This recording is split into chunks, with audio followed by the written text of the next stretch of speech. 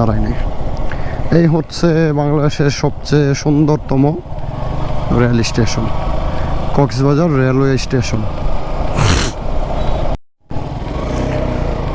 চলেন এক নজর কক্সবাজার রেলওয়ে স্টেশন দেখে আসি। বাইক নিয়ে আর যাই নাই রেলওয়ে স্টেশন। তো আজকে ফেরার পথে চিন্তা করলাম এদিক দিয়ে একটু চক্কর মেরে যাই। আর গত মাসে তো ট্রেনে করে আসছিলামই, তখনও সময় পাই নাই, ক্লান্ত আসছিলাম। বিকাল হয়ে গেছিলো, যে হোটেলে যাওয়ার তারা ছিল বোধ দেয়, এই জায়গায় দাঁড়ায় নাই।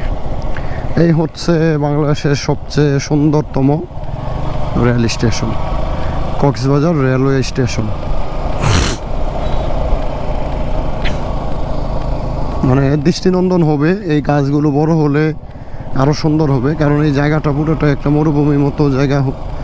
ওইটার মধ্যে এই এত বড় একটা কর্মযজ্ঞ করা হয়েছে, তার ফলে একটু সময় তো লাগবেই। এই হচ্ছে অবস্থা। তো দেখি মামারা আসুক, তারপর আমরা ছবি টবি উঠিয়ে পরে চলে যাব।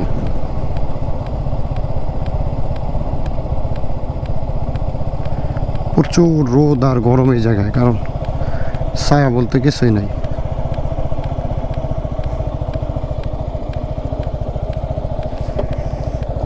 এই জায়গায় একটু ছায়া পাইছি, এখানেই দাঁড়াই। এই হচ্ছে বাংলাদেশের সবচেয়ে সুন্দরতম রেল স্টেশন। বিদায় নিয়ে নিচ্ছি আমরা বাংলাদেশের সবচেয়ে সুন্দর রেলওয়ে স্টেশন থেকে, কক্সবাজার রেলওয়ে স্টেশন। এখন হচ্ছে 1:15 সময় যে ট্রেনটা ছাড়ে, ওই ট্রেনটা ছেড়ে দেবে কিছুক্ষণের ভিতরেই। এইটা ঢাকার উদ্দেশ্যে যাবে। তো আমরাও ঢাকার উদ্দেশ্যে রওনা হলাম। এই ট্রেনটা ঢাকা গিয়ে পৌঁছাবে রাতে 10টায়। ইনশাল্লাহ আশা করি আমরাও তার মধ্যেই ঢাকা চলে যাব, সব ঠিক থাকলে। এই রাস্তাটুকুও খুব সুন্দর করে দিচ্ছে। আর হচ্ছে গাছগুলো বড় হয়ে গেলে পরিবেশটা একদম পুরা যেটা করতে চাইছিল গভর্নমেন্ট, ওইটার মধ্যে হবে।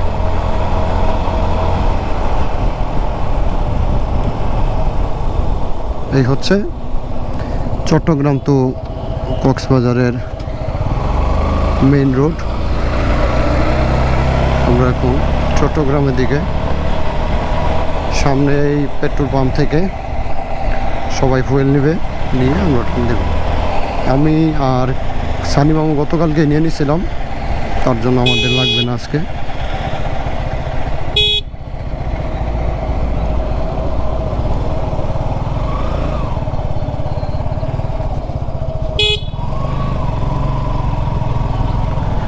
ওনারা মনে হয় সামনে চলে গেছে।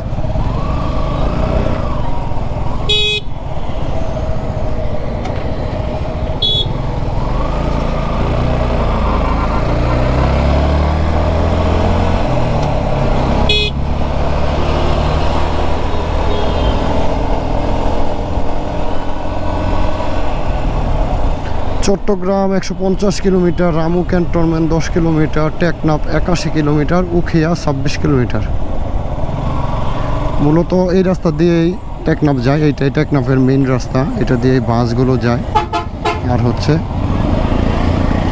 উখিয়া রেল স্টেশন, উখিয়া, তারপর হচ্ছে রোহিঙ্গা ক্যাম্প, এই রাস্তা দিয়ে যায়।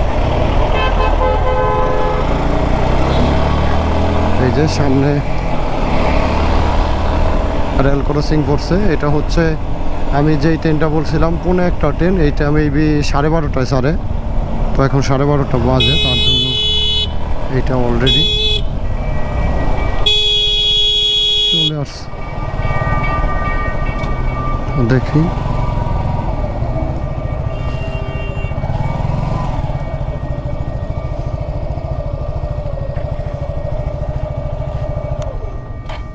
দেখাবো।